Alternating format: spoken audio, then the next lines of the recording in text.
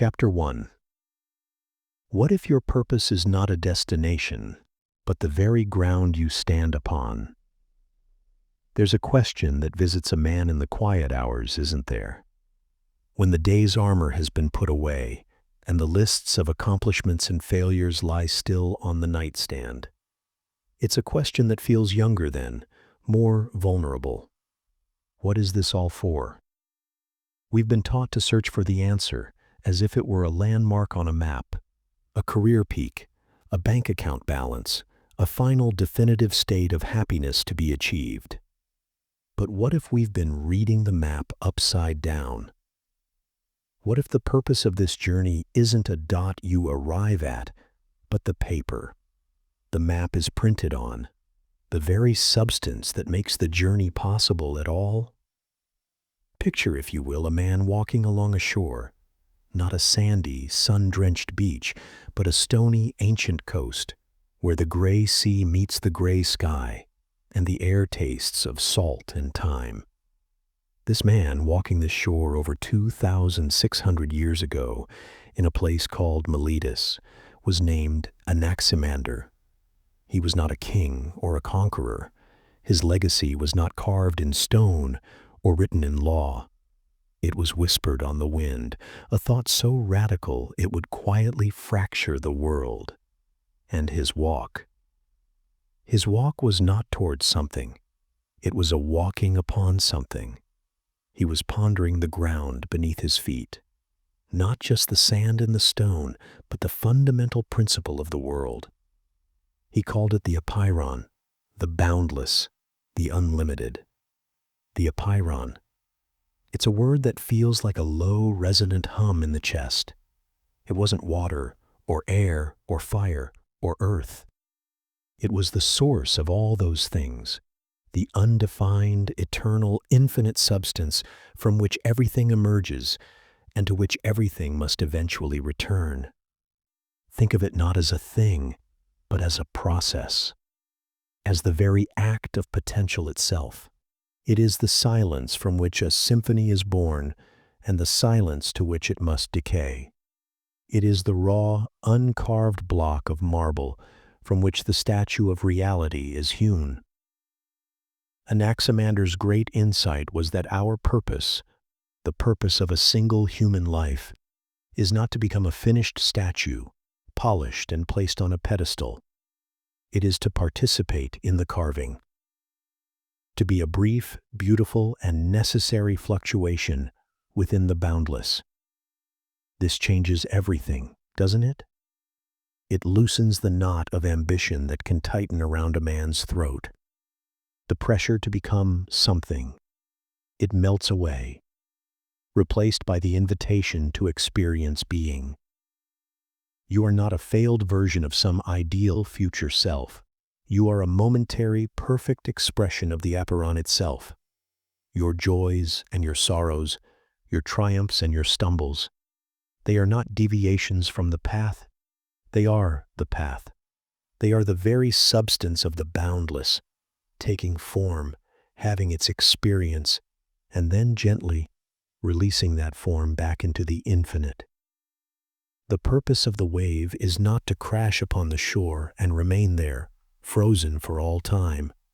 The purpose of the wave is to be wave-like, to rise, to crest, to fall, and to return to the sea from which it came.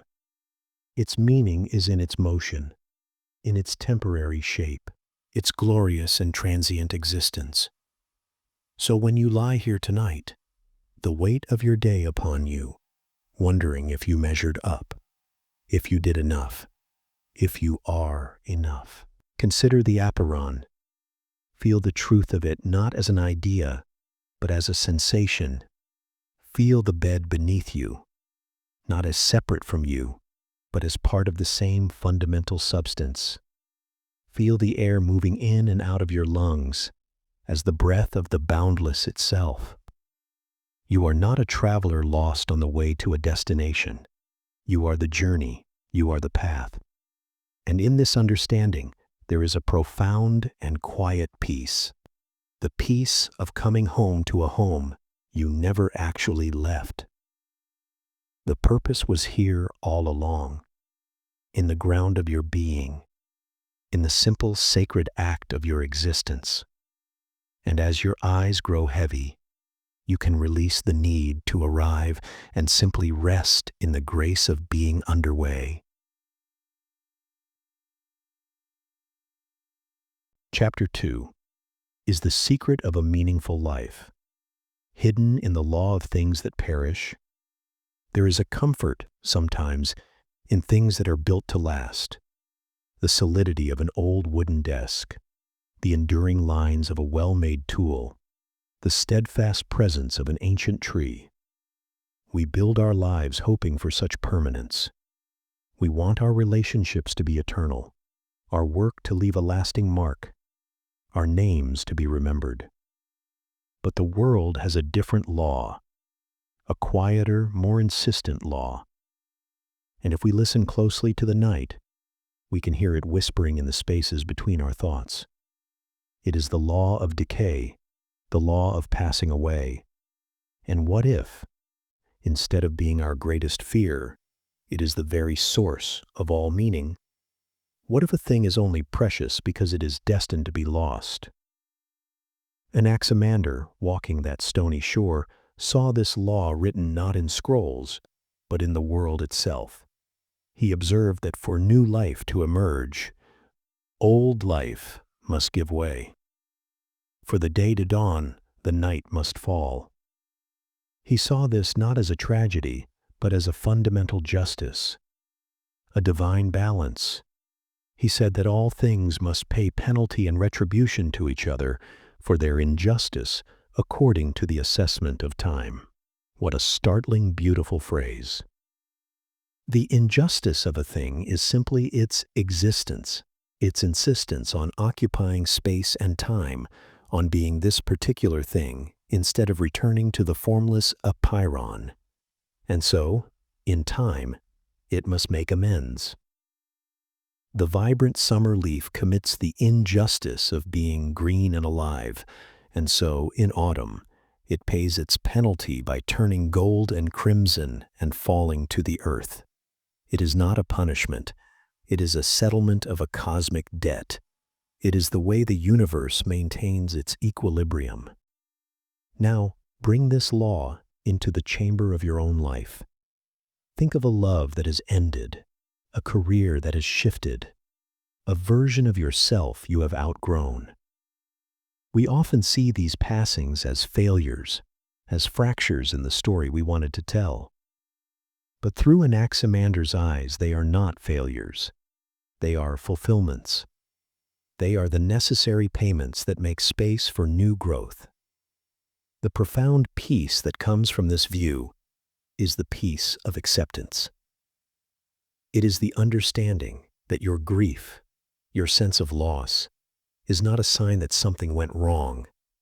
It is a testament that something was so very right, that it was so real, so vivid, that its passing had to be felt so deeply.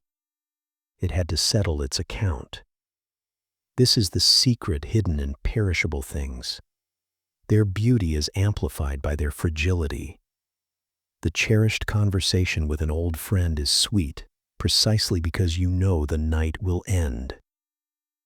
The peak of your physical strength feels potent, because you can feel, even in the muscle and bone, the whisper of its future decline. This is not morbidity. It is the deepest wisdom. It asks you to love more fiercely because the object of your love is temporary. It asks you to build with more passion because your creation, too, will one day return to the earth. Your life gains its texture, its depth, its heartbreaking beauty from the fact that it is a limited edition. A sunset would not captivate us if it lasted forever. It is the fleeting dance of light that makes it sacred. And so it is with you. Every moment of connection, every spark of insight, every quiet triumph is made sacred by the very law that guarantees its end. So tonight, as you feel the wear of the day in your bones, see it not as decay, but as a gentle reminder of the law. You are paying your penalty to time, and in doing so, you are making the world whole again. And in that wholeness, there is a rest that goes deeper than sleep. It is the rest of being in perfect balance with the universe. And as the echo of that cosmic balance lingers in the quiet of the room, as you feel the rightness of things coming and going, like tides on that ancient shore, it leads us to one final gentle question, a question about the legacy we leave in the sand and the vast eternal ocean that will inevitably wash it away. Chapter 3. What humble immortality awaits us in the order we leave behind? We speak of legacy, don't we? It's a word that carries the weight of stone monuments and bronze statues. It speaks of pyramids and skyscrapers, of fortunes passed down and names etched into history books. It's an immortality of the ego, a desperate scratching on the wall of time, pleading, "I was here." But the walls of time are made of sand, and the ocean is patient. What if true immortality is far quieter, far humbler, and infinitely more beautiful? What if it has nothing to do with preserving your name and everything to do with contributing to a pattern, an order that will long outlive you? Anaximander, this quiet man from Miletus, did not build a pyramid. He did not lead an army. He is a name known only to those who wander into the quieter halls of history. And yet, his immortality is profound. He was, by many accounts, the first person to draw a map of the entire known world. Imagine the audacity, the sheer wonder of that act, to take the chaos of lands and seas, of trade routes and rumors, and to impose an order upon it, to say, "Here is a whole." He was among the first to speculate that life arose from the water and that humans evolved from other creatures, a thought so ahead of its time it would take millennia to be proven. His immortality was not in a thing, but in a way of thinking. He left behind a pattern of thought, a commitment to rational inquiry, to seeing the universe as a cosmos, an ordered system governed by natural laws, not by the whims of temperamental gods. His legacy was a single, lit candle in a vast darkness. He did not live to see the room illuminated, but he lit the candle, and another thinker saw it, and lit their own, and so on, down through the centuries. His immortality is the light itself, not the hand that first held the flame. This is the immortality available to every one of us. It asks a simple, life-changing question. What order are you introducing into the world? Not what monument, but what pattern? It is the order of a principle lived by, the order of a kindness repeated until it becomes a tradition. It is the order you bring to your craft, the small, consistent excellence that becomes a standard for those who come after you. It is the emotional order you create in your family, the stability, the honesty, the love that becomes the unconscious foundation for your children and their children. This is a humble immortality. It doesn't shout, it whispers. It is the immortality of the gardener who plants a seed for a tree whose shade he will never sit under. You will not be there to receive the thanks. Your name will fade from the story. But the pattern you established, the shade of the tree, the habit of honesty, the standard of quality, will remain. It becomes part of the landscape. It becomes part of the Apiiron's eternal ordering of itself. So as you drift now towards the edge of sleep, let go of the need for a legacy that shouts. Release the burden of a name that must be remembered. Instead, ask yourself a softer question. What small, beautiful order can I introduce into my little corner of the world tomorrow? A moment of patience where there was once irritation. a gesture of generosity with no witness, a piece of work done with integrity for its own sake? These are the seeds of your true immortality. They are your contribution to the great, silent, beautiful map of the world. You may not sign your name in the corner, but the geography of reality is forever altered by your passage. And in that thought, there is a peace so deep, so vast, it feels like being gathered up by the boundless itself. You can rest now, not as a man who has finished his work, but as a man who has taken his rightful place in the endless, graceful, unfolding order of things. The purpose was never to be remembered.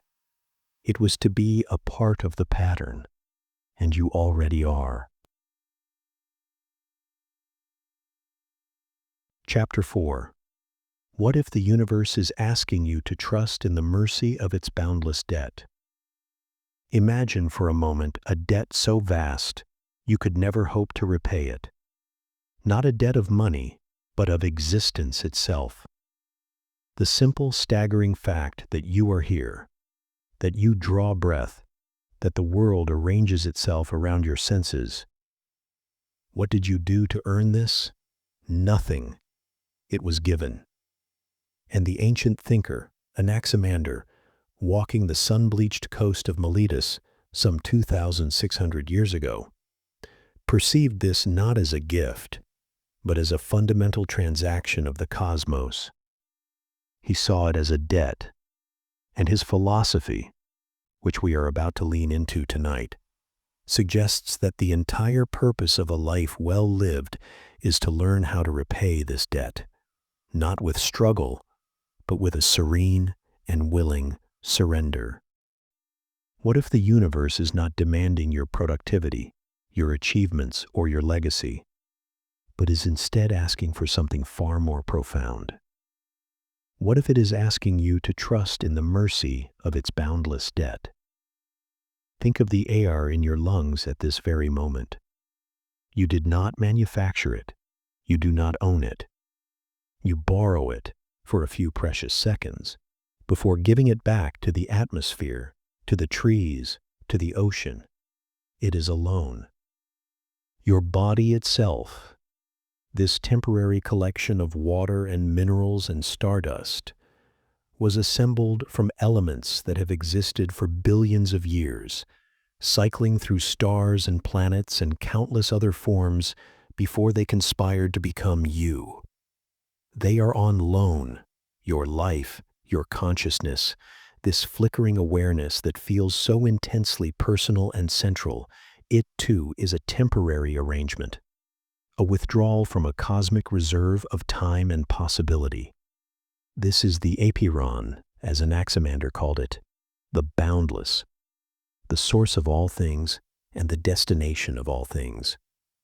Not a god in a human image, but an infinite, undefined, perpetual principle. And from this boundless, every individual thing emerges, but with a condition, a cosmic law. To everything that is born, a time is allotted. And when that time is done, the thing must perish, must dissolve back into the boundless from which it came. This, he said, is how things pay recompense to one another for their injustice. A stunning phrase, isn't it? For their injustice. The injustice of a single raindrop is that it claims a separate existence from the ocean. The injustice of a flame is that it asserts itself against the cold, consuming the air to maintain its fleeting form. Your own injustice, the beautiful, necessary crime of your life, is that you stand apart from the whole. You say, I. You draw a boundary around yourself. You become a distinct entity in a universe that is, at its root, a seamless, boundless whole. This separation is not a sin. It is the very nature of existence. But it comes with a price. The price is impermanence. The debt is mortality. We are all, in a sense, living on borrowed time from the infinite. And the anxiety that so often accompanies our search for purpose. Could it be the quiet, nagging awareness of this debt? The fear that we are not paying it back correctly, or quickly enough, or impressively enough. We scramble to make a mark, to build something that lasts, to be remembered, as if to prove to the cosmos that our loan was a sound investment. But what if the cosmos requires no such proof? What if the purpose is not in the frantic effort to avoid the repayment, but in the graceful, trusting manner in which we finally make it?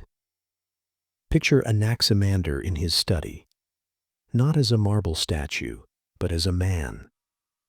The lamplight flickers on a clay tablet. He has spent his life observing the world, the turning of the seasons, the birth and decay of animals, the rise and fall of cities. He sees not chaos, but an immense cyclical order, a balance. Summer's heat is paid for by winter's cold. Life is paid for by death. This is the justice he speaks of. It is not punitive, it is restorative. It is the universe's way of maintaining its equilibrium. Your life, your injustice, is a temporary disturbance in the infinite stillness of the Apiron. A beautiful disturbance, a necessary one. But its beauty is inextricably linked to its brevity. To cling to it, to rage against the dying of the light, is to misunderstand the terms of the agreement. It is like a wave fighting the ocean, refusing to fall back into the great body of water from which it rose. The wave's glory is in its cresting, in its brief, sun-catching defiance of the flat surface. But its purpose is fulfilled only when it returns, when it gives back the energy that lifted it up. So what does it mean to trust in the mercy of this debt? It means to shift your perspective from one of ownership to one of stewardship. You are a custodian of a spark of the boundless. For a few decades, the universe experiences itself through your eyes, hears its own music through your ears, feels its own textures through your fingers. Your purpose is not to hoard this experience, but to live it so fully and so gratefully that when the time comes to return it, you do so not with a sense of loss, but with a sense of completion. The trust lies in believing that the Apiron is not a cold, void bank, but a merciful source. It gave you life without you even asking. It will receive you back with the same impersonal, yet infinite grace. This trust loosens the knot of anxiety in the chest. It allows you to lay down the heavy burden of having to become something permanent. You already are a part of the permanent. You are a temporary manifestation of the eternal.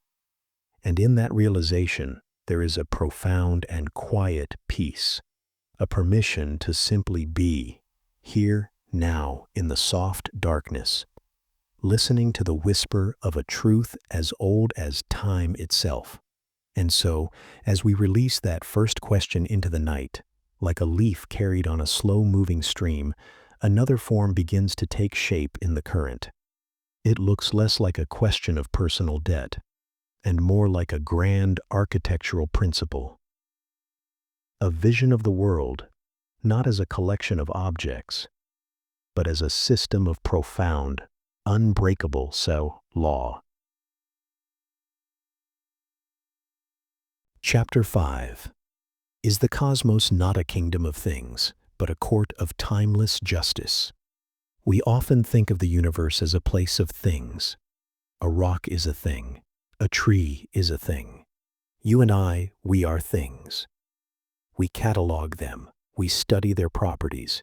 We believe that by understanding the things, we understand the whole. But Anaximander peered past the things themselves, into the silent, invisible space between them.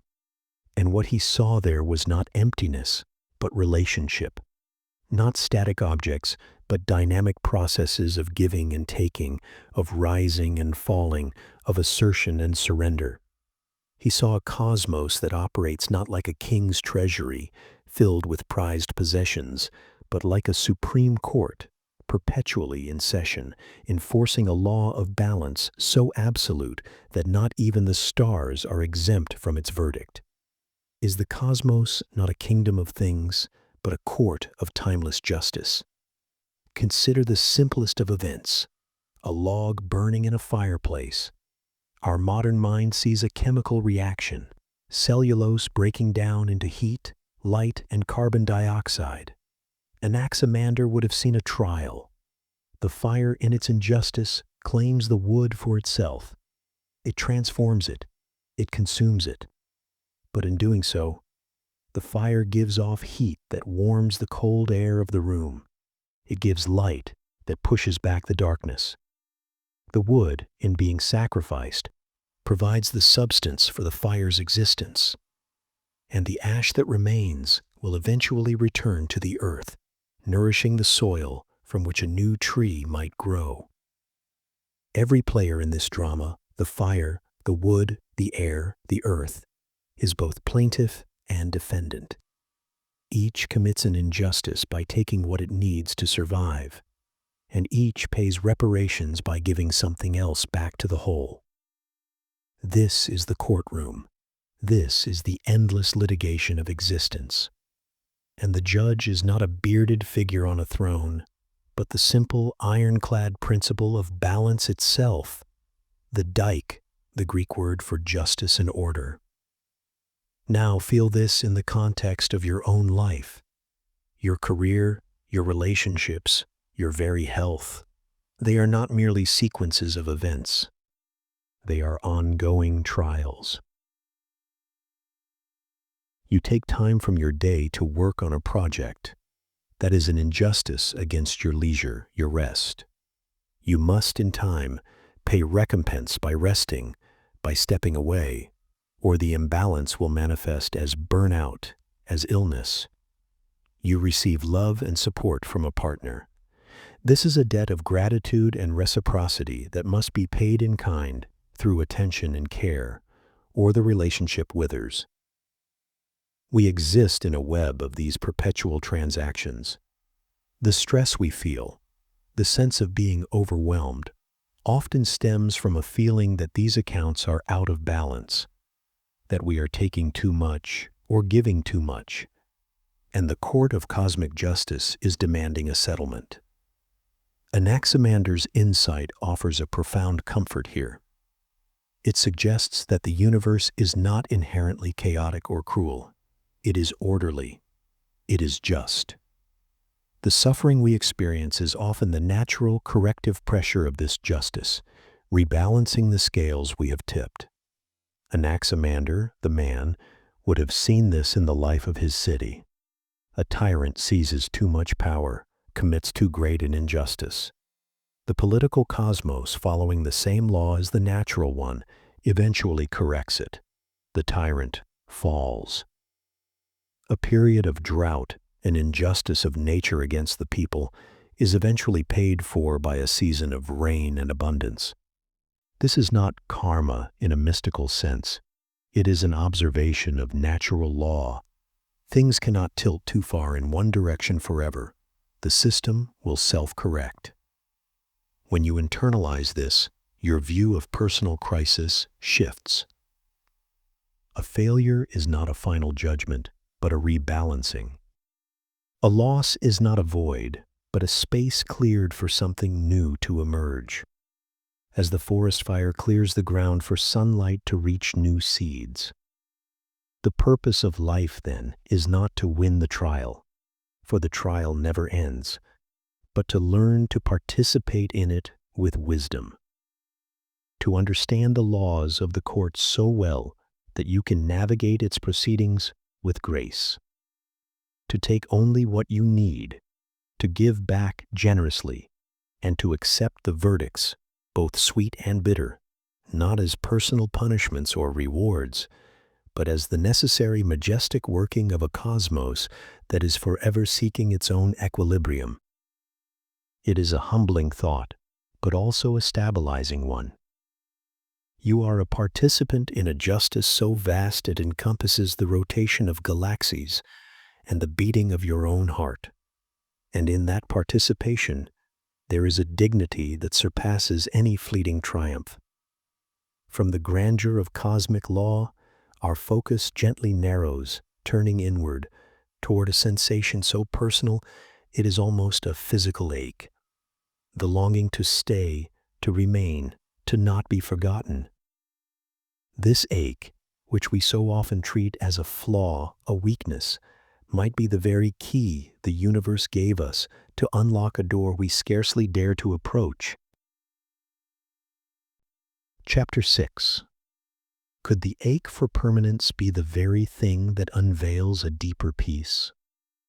We spend our lives building sandcastles against the tide. We seek tenure at our jobs. We put our names on deeds. We create families to carry our genes and our stories forward.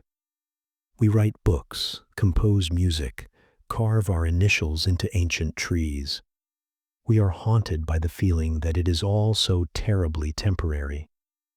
This ache for permanence, this deep-seated yearning to leave a mark that will not be washed away, is often the silent engine of our anxiety. We interpret it as a failure to be significant enough, strong enough, clever enough to cheat the system. We see it as a flaw in our design, a cruel joke played by an indifferent universe. But what if we have it backwards? What if this H is not a bug but a feature? What if it is the most precise and delicate instrument of navigation that the Boundless has given us? Could the H for permanence be the very thing that unveils a deeper peace? Anaximander's world was one of perpetual perishing. The Milesian harbor saw ships rot and sink. Empires like Lydia and Assyria rose and fell within the span of a few generations. The philosophical mind of the time was intensely preoccupied with change, with flux. Heraclitus would soon declare that you cannot step into the same river twice. In this context, the H for permanence would have been as acute as it is for us today. But Anaximander offered a revolutionary consolation. He did not say, you can become permanent. He said, in effect, you are already part of the permanent. You just misunderstand what permanence is. The apeiron, the boundless, is the only thing that is truly permanent. It is without beginning or end. It is the eternal substrate. The things that emerge from it, you, me, this planet, this star, are transient by their very nature. Their beauty, their value, are derived from their transience. The H you feel, then, is not an ache for your individual ego to persist forever. That would be a logical impossibility, like a single note demanding to become the entire symphony. The H is a homing instinct. It is the part of you that remembers its source. It is the boundless within you, yearning for itself. Think of it as a compass needle that trembles and points north. The needle is not anxious about finding north. Its purpose is to point. Your H for permanence is your inner compass pointing toward the apeiron. The problem is that we misread the direction. We think the compass is pointing to a bigger sandcastle, a more durable nameplate, a more impressive legacy. We look for permanence in the world of things that perish. And because those things inevitably do perish, our H turns to anguish. But if you sit quietly with this feeling, if you follow it past the world of objects and achievements, you may find it leads you somewhere else entirely. It leads you to the present moment, to the quality of your attention, to the depth of your experience. Because the only aspect of the boundless that you can truly know is its manifestation as your life, right now. This breath, this sensation of the weight of your body on the bed, this sound of the night. This is the permanent, experiencing itself temporarily as you. When you realize this, the H transforms. It is no longer a desperate clawing at a cliff face that is crumbling in your hands. It becomes a gentle guiding pressure. It becomes the source of reverence. The fleeting beauty of a sunset moves you precisely because it is fleeting. The love you feel for your children is so fierce because you know your time as their primary guardian is short. The impermanence of things is not the enemy of meaning. It is the source of all meaning. Your purpose, then, is not to silence the H for permanence, but to listen to it more closely, to let it guide you away from the futile project of building monuments in the sand, and toward the profound practice of being fully present for the miracle of your own temporary existence. The peace that comes from this is not the peace of victory, but the peace of surrender. It is the peace of a leaf that has stopped fighting the wind and has learned instead to dance with it, knowing that its final dance, the spiral down to the forest floor, is as much a part of the dance as its first green unfurling in the spring. You can let go of the need to be permanent because you are already home. You are a guest of the infinite, here for a brief, beautiful visit. And the only task, the only purpose, is to be the most gracious, attentive, and wonder-filled guest you can be. So, close your eyes. Feel the debt being paid with every exhalation. Feel the cosmic justice balancing the scales of your day. And feel the Aish for permanence not as a wound, but as a whisper from the boundless source from which you came, and to which you will one day lovingly return. It is time to sleep.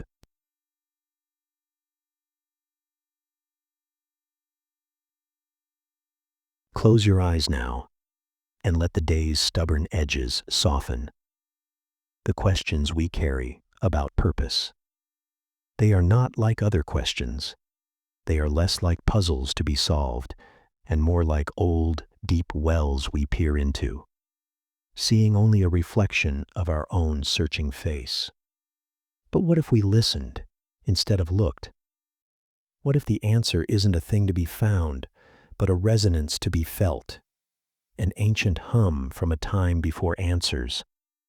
Tonight, we travel back, not to a date in a history book, but to a moment in the mind of a man who stood on a sun-baked shore in Miletus, who felt the Mediterranean wind on his face, and who dared to conceive of a purpose so vast, so terrifyingly beautiful, that it might just be the very thing we need to hear, to finally rest.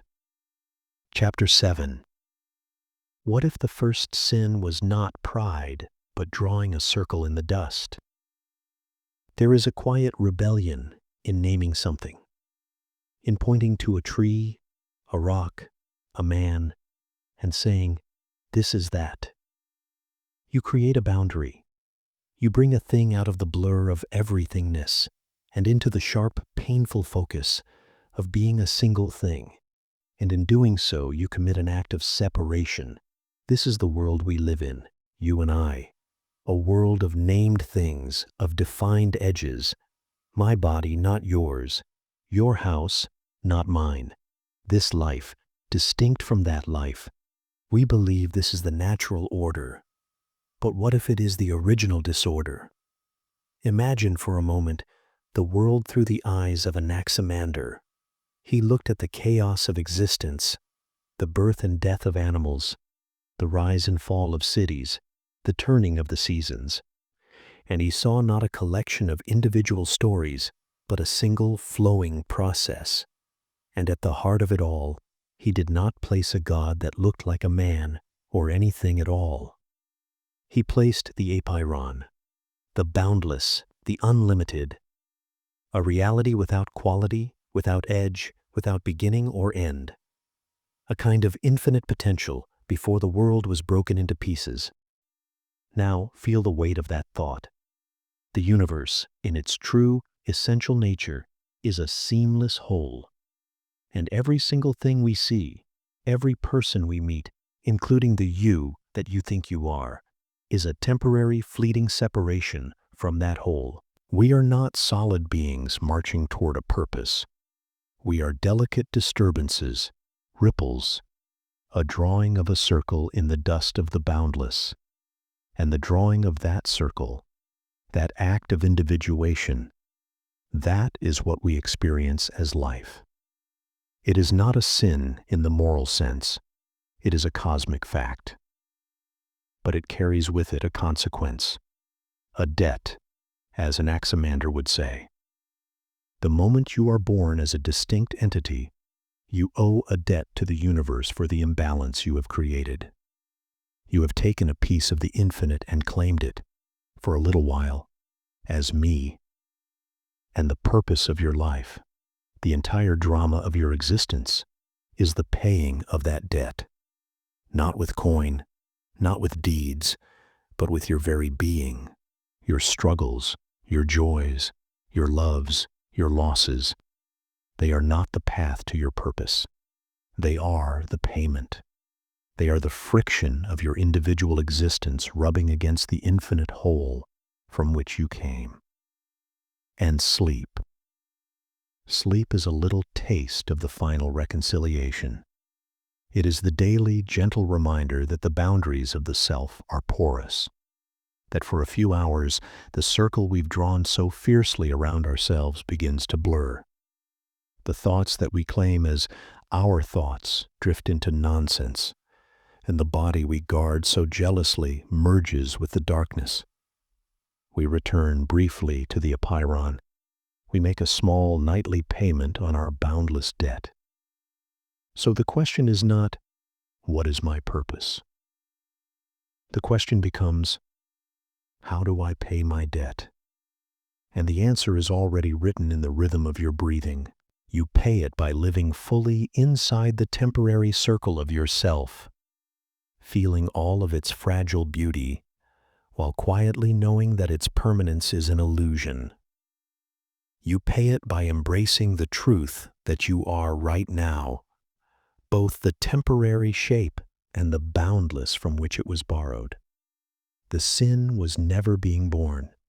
The sin would be to spend your entire life believing the circle you drew is all there is, to die clutching the edges of yourself, terrified of returning to the source that is your true home. But you are not doing that. You are listening. And in listening, you are already beginning to erase the lines. And as that thought settles, like dust motes drifting in a moonbeam, another one stirs in the silence. If we are temporary shapes borrowed from the boundless, what becomes of the unique pattern that was us? Does the ocean remember the wave after it has returned to the sea? Chapter 8. Does the boundless remember the shapes it has forgotten? Think of a face you loved but haven't seen in years. Perhaps a grandfather, a friend from your youth. The trace of a smile in a faded photograph. The specific arrangement of light and shadow that made them is gone now. Dissolved. Returned to the earth, to the air. And yet, here you are, remembering. The pattern persists, not in clay or stone, but in the echo chamber of a mind that loved it. Now, expand that thought to the scale of the cosmos. Anaximander's Apiron is not a mind. It does not remember in the way we do. It is not a storage house for souls. It is pure, undifferentiated being. So when our individual existence, this beautiful, painful, intricate pattern of a life, completes its cycle and flows back into the boundless, does it simply vanish? Is it erased, like a drawing on a wave-touched shore? It is a fear that visits every man in the quiet hours, that all of this, the striving and the feeling, will amount to nothing more than a canceled debt, a zero, a return to nothing. But what if we are thinking of it backwards? What if the value of the pattern is not in its permanence, but in its fleeting, exquisite particularity? The boundless, by its very nature, is without quality. It has no temperature, no color, no character. It is the silent canvas upon which nothing has yet been painted. And a human life, your life, is a painting of astonishing detail. It has a palette of emotions no other life has ever had in exactly the same combination. It has a composition of relationships, of failures, of quiet triumphs, of scars and softnesses that are unique in the entire history of the universe. This pattern is a kind of information, a truth that did not exist before you and will never exist again in the same way. And when you return to the Aperon, you are not returning empty-handed. You are returning the experience of having been a shape.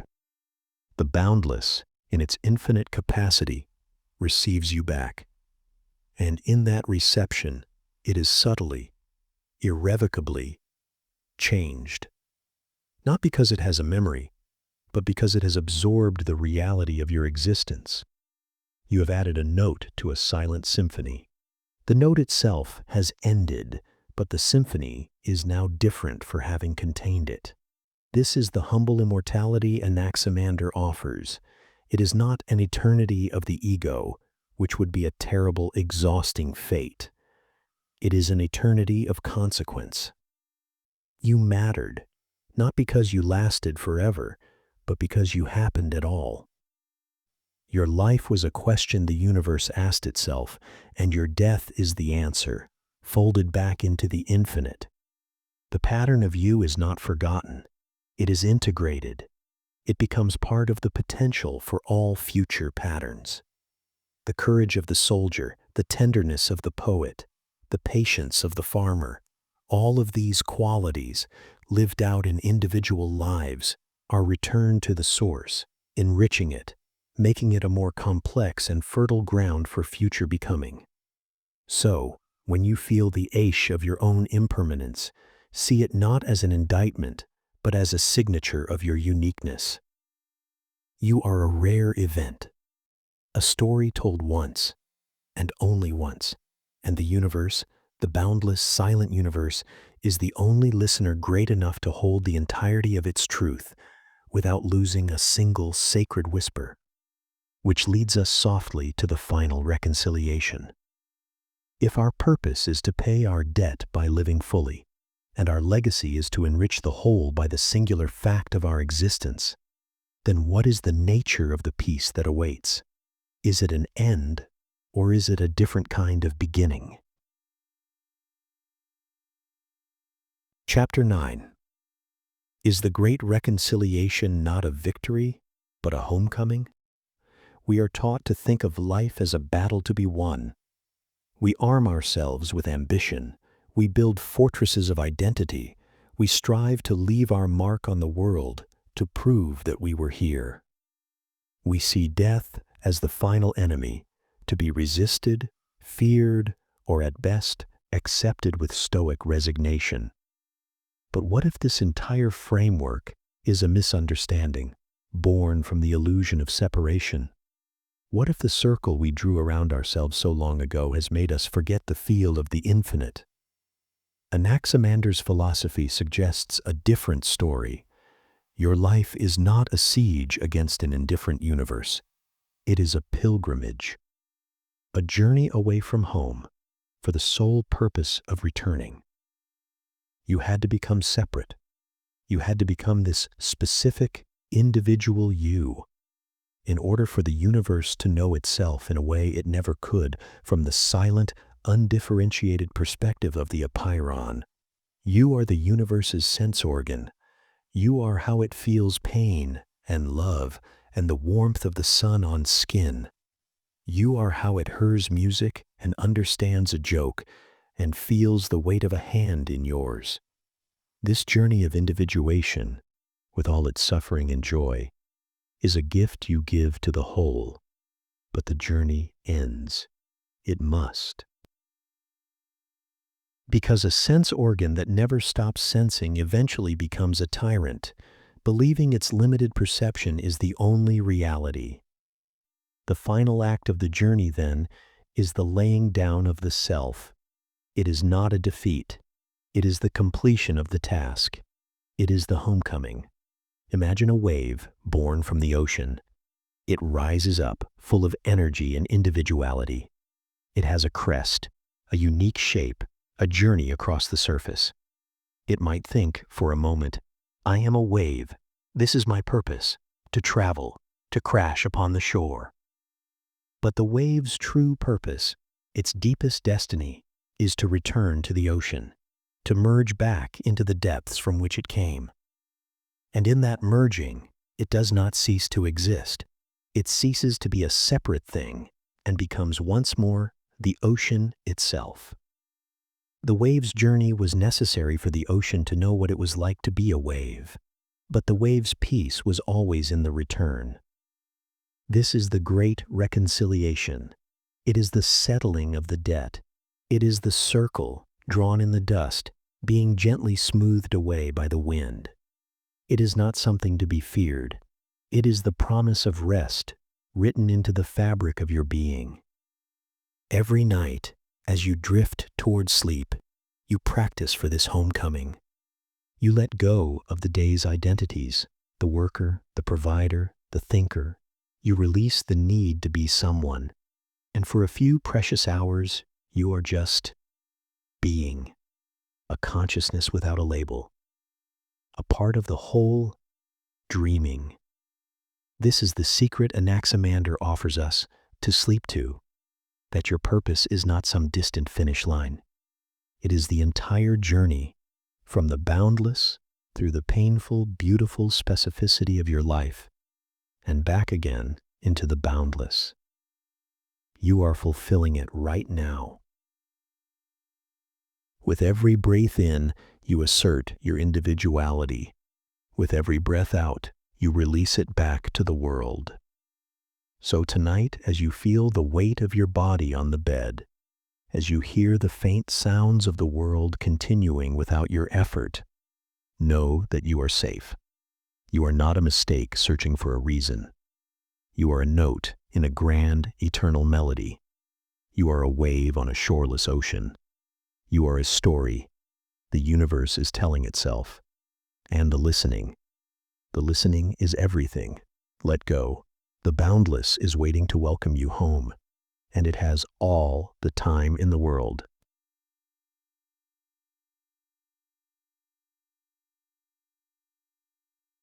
Chapter 10. What if the boundless chose to forget itself, just for you? Close your eyes for a moment and imagine a forgetting. Not the small forgetfulness of where you left your keys, or the name of someone you once knew, but a great forgetting, a cosmic one. Imagine the ocean deciding, for a single, fleeting moment, to forget it was wet, the sky choosing to forget its own blueness, the silence of deep space forgetting its own profound cold. This is not an error. It is a deliberate, necessary act. And what if I told you that this act of forgetting is the very reason you are here tonight, breathing in the dark, listening to the sound of your own heartbeat?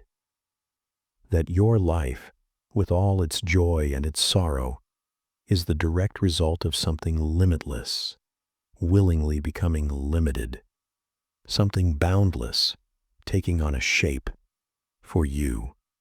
This is the first whisper from the world of Anaximander, a world not of solid ground, but of a concept so vast it can make you dizzy if you stare at it too long. The apeiron, the boundless, the unlimited. He imagined the source of all things not as water or fire or any element we can touch and name, but as something without qualities, without beginning, without end. A reality that is no thing in particular and therefore capable of becoming everything. It is the ultimate source, the silent, undifferentiated potential from which every star, every stone, every living soul emerges. It is, in a sense, God before God had a name. A reality so complete, so whole, so perfectly itself, that it lacks nothing. It is the ultimate unity, the final peace. And so we arrive at the great quiet mystery. Why would such perfection ever stir? Why would this eternal, seamless whole ever bother to give birth to a universe, to worlds, to us? If it is complete, what possible motive could it have? The answer, I think, is not a motive of need, but a motive of generosity, of a love so profound it expresses itself as a kind of self-sacrifice. Think of it as the deepest sleep giving birth to a dream. The dream is not the sleeper, but it is made of the sleeper's own substance. The Boundless, in an act of unimaginable creativity, chose to forget its own boundless nature. It allowed a tension to form within itself, a sort of cosmic hesitation. A hotness wanted to be hot. A coldness wanted to be cold. A dryness, dry. A wetness, wet. And in that wanting, that separation, the first injustice was committed. Because to be a specific thing is to be not all the other things. To be a solid mountain is to not be the flowing river. To be the flame is to not be the cool, dark night. This act of becoming something definite is, in the eyes of the boundless, a kind of crime, a crime of definition, a crime of setting up a boundary where none existed before. You, as a living, thinking being, are the result of an infinite series of such crimes. Your body is a collection of elements that once swam freely in the apeiron, now temporarily imprisoned in the shape of a man. Your consciousness is a flickering light that has been loaned a small, dark room in which to shine. And this is the profound, almost heartbreaking gift. The apeiron forgot itself, so that you could remember. It became limited, so that you could experience limitation. It surrendered its unity so that you could know the singular, aching beauty of a sunset, the taste of cool water, the warmth of a memory. This changes everything, doesn't it? Your struggle to find your purpose, to define yourself, to build a life that has meaning. It is not a struggle to escape your limitations. It is the very point of the exercise. You are here to experience what it is like to be finite. You are here to feel the sweet, sharp pain of a beginning and an end. The Boundless did not make a mistake in creating you. It is not waiting for you to figure out how to dissolve back into it. It is watching, with a kind of infinite curiosity, to see what you will do with the gift of being you. The anxiety you feel about not being enough, about not having enough time, about not being truly known. It is the natural echo of your origin. You are a finite thing, and you feel the pull of the infinite from which you came. But that pull is not a condemnation. It is a reminder of home. A home that loved you so much it let you go, so you could have the adventure of a lifetime, so you could have a story. And as you drift towards sleep, you can feel the truth of it, that your very existence is an act of cosmic grace, a secret so tender it can only be whispered in the dark. And if our existence is a gift born of a great, cosmic forgetting, then what are the terms of this gift? What is the price of being allowed to be you? The answer lies not in a ledger of sins, but in a law as old as time itself, written into the fabric of everything that is.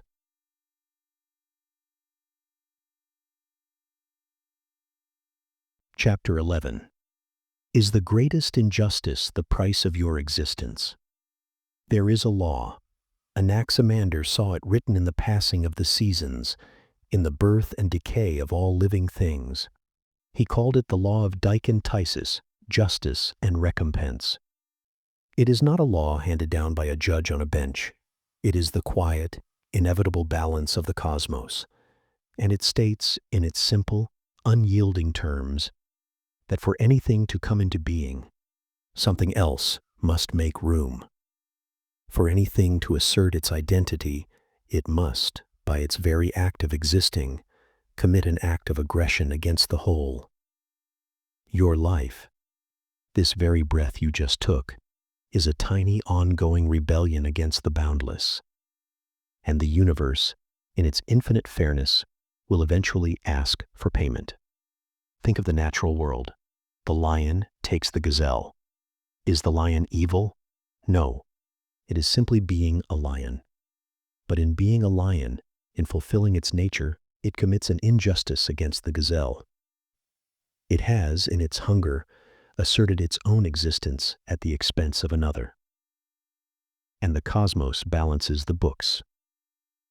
The lion, too, will one day return to the earth, its body becoming grass, which may one day feed a new generation of gazelles.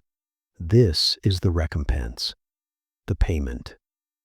Not a punishment, but a settling of accounts. The hot summer dominates the land, causing the rivers to run low. But autumn comes, and then winter, paying back the debt with cool rains and a blanket of snow. Everything that comes into being, Anaximander said, does so by encroaching on something else, and so it must of necessity perish back into the source from which it came, to give back what it has taken. Now, bring this law inward, into the quiet chamber of your own life. Every choice you have ever made, to become someone, to build something, to stand for a principle, has been an act of definition, and every definition is a boundary. When you chose a career, you said no to 1,000 others. When you committed to a love, you closed the door on other possibilities. This is not a failure, it is the necessary condition of having a life. But each choice, each act of self-creation carries a cost.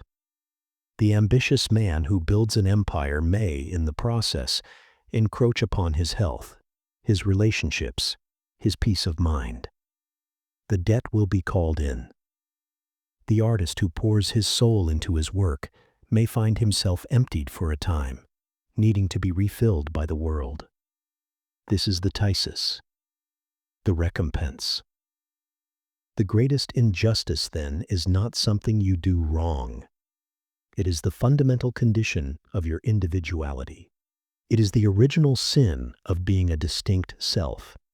You have taken up space in the universe. You have consumed light, air, water, time, and the love of others. This is your debt. And the peace that Anaximander offers is the understanding that this debt is not a curse. It is the natural order of things. You are not being singled out. The entire world is a beautiful, swirling dance of mutual obligation and repayment.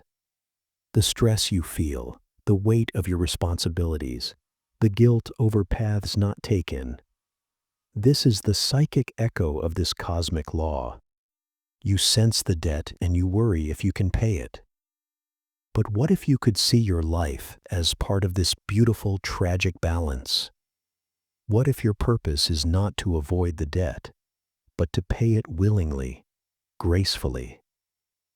To live with the awareness that your time, your energy, your love are currencies you are meant to spend. That your eventual return to the boundless is not a defeat, but the final, graceful settlement of an account you opened the moment you were born. Your death is not a cancellation. It is the ultimate act of justice, making room for new life, new stories. To sleep with this knowledge is to loosen the grip of anxiety. You are not a mistake. You are a temporary, beautiful fluctuation in the infinite, a note in a grand symphony whose value is made more precious precisely because it will not last forever. The injustice of your existence is the very thing that makes it sacred. And so, we arrive at the final reconciliation. If we accept that we are born of a generous forgetting, and that we live under a law of cosmic justice, then what is the ultimate destination of this journey? Is it a triumphant return, or something quieter, more like a sigh of relief at the end of a long, meaningful day.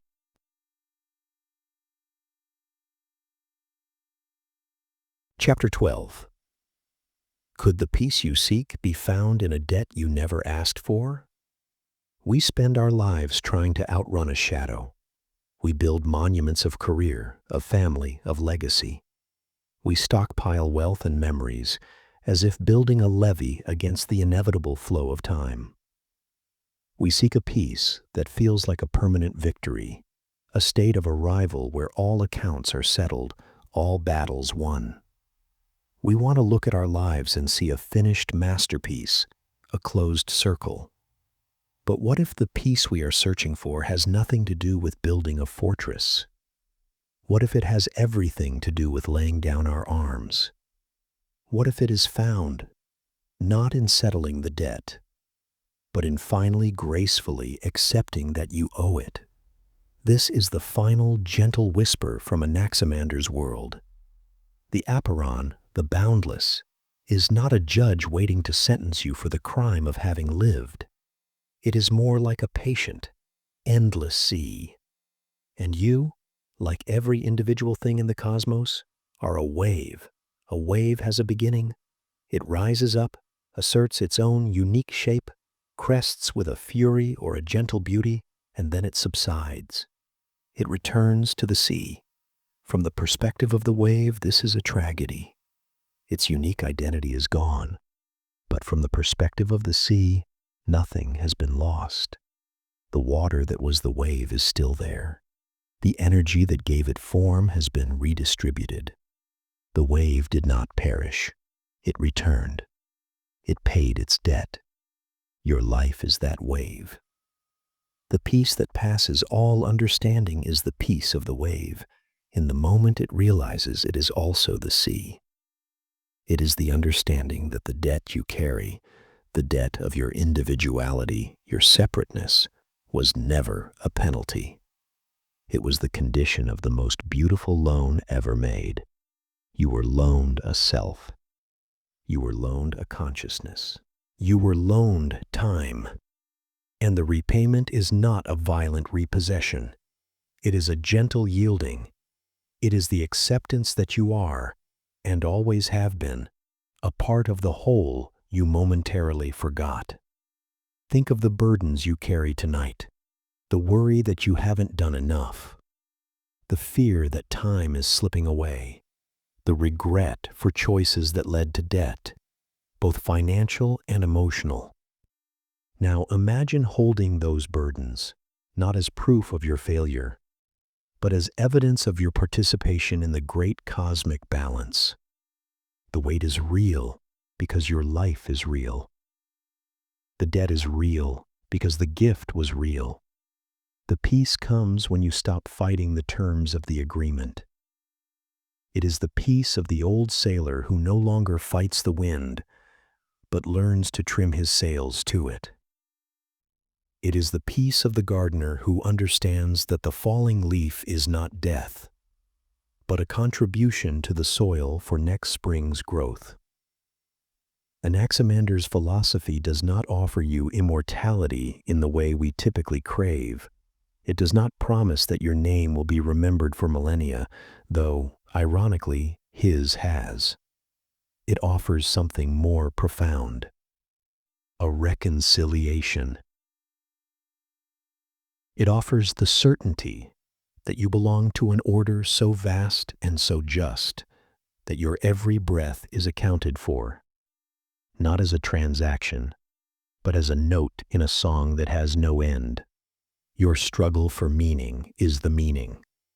The H you feel for something more is the echo of the boundless within you, reminding you of home. So, as you lie here in the quiet dark, let go of the need to be boundless yourself. You were never meant to be. You were meant to be finite. You were meant to be a story, and every good story has a beginning, a middle, and an end. The beauty is in the telling. The peace is in knowing that when the story is over, the storyteller remains. The silence after the last word is spoken is not empty. It is full of everything that was said. It is the apeiron. It is the boundless, silent, welcoming source. And it has been there all along, holding you, waiting for you to finish your magnificent, temporary, and perfectly just performance. There is nothing more to do. There is only to be, and then to return. And in that return, there is no loss, only a final, deep, and everlasting peace. Let that be the thought you take into your dreams. You are not lost. You are just coming home.